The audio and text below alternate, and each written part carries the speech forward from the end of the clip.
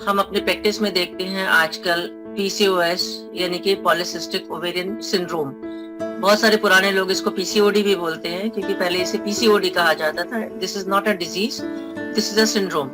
तो इसको अब पीसीओएस कहा जाता है। ये बहुत ही कॉमन है आजकल के एडोलेसेंट गर्ल्स में। तो इसकी वजह से बहुत सारे लोग 80% जो है मोटे लोगों में होता है, या वो मोटे हो जाते हैं, और कोई डायबिटीज की हिस्ट्री रहती है, ओवरीज की सबसे बड़ी प्रॉब्लम रहती है, और बहुत बार जो है हार्मोनल डिस्टरबेंस है, ये मेटाबॉलिक डिसऑर्डर है ये।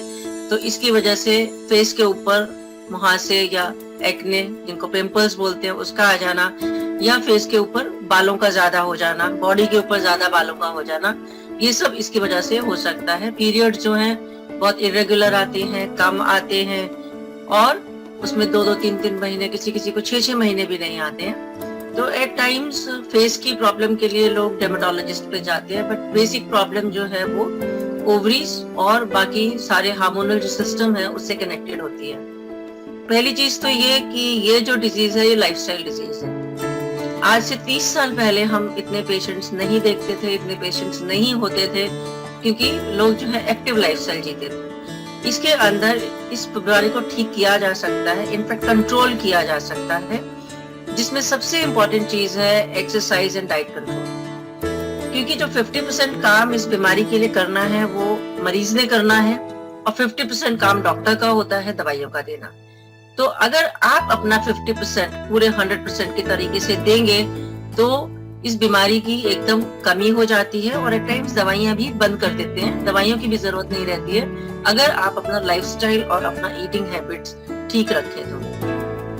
कुछ एक मीथ है कि इस जो बीमारी है इसमें प्रेगनेंसी नहीं हो सकती है, या ऐसा कुछ है। ऐसा नहीं है। सही टाइम पे, अगर सही वक्त पे आप डॉक्टर को दिखाएं, एडोलेसेंट एज में जब ये प्रॉब्लम आपको आती है, तो उस वक्त से अगर आप इसका कंट्रोल शुरू कर दें, इसके लिए जो मेडिसिन हैं, जो एक्सरसाइज, डाइट है, वो सब करें, तो इसमें बेसिकली ओवरीज में एग बनते हैं लेकिन रप्चर नहीं होते। तो ओवरीज में सिस्ट जिसे आप बोलते हैं, या ओवरीज का साइज बड़ा हो जाता है। जब हम इसे कंट्रोल करते हैं तो ओवरीज का साइज जो है वो नॉर्मल या अराउंड नॉर्मल आ सकता है आराम से, और विद ट्रीटमेंट और विदाउट ट्रीटमेंट। अगर कंट्रोल अच्छा है तो इवन विदाउट ट्रीटमेंट प्रेगनेंसी आराम से होती है।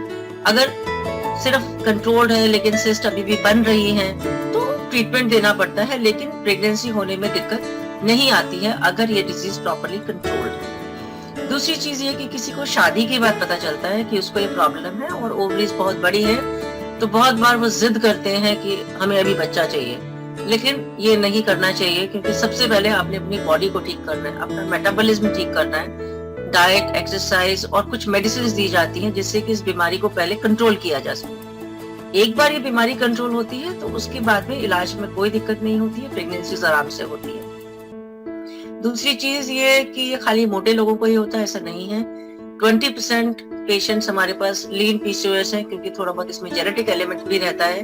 तो पतले लोगों को भी पीसीओएस हो सकता है, क्योंकि बेसिकली ये हार्मोनल डिस्टर्बेंस है, जिसमें टेस्टोस्टेरोन, मेल हार्मोन, इंसुलिन जो मोटापे का कारण बनता है, उसका रेजिस्टेंस, और ओवरी के हार्मोन्स वो गड़बड़ हो जाती है। तो यहाँ पर मैं यही कहना चाहूंगी कि ये लाइलाज बीमारी नहीं है, ये एक सिंड्रोम है जो हमारे गलत लाइफस्टाइल, गलत ईटिंग हैबिट्स की वजह से है।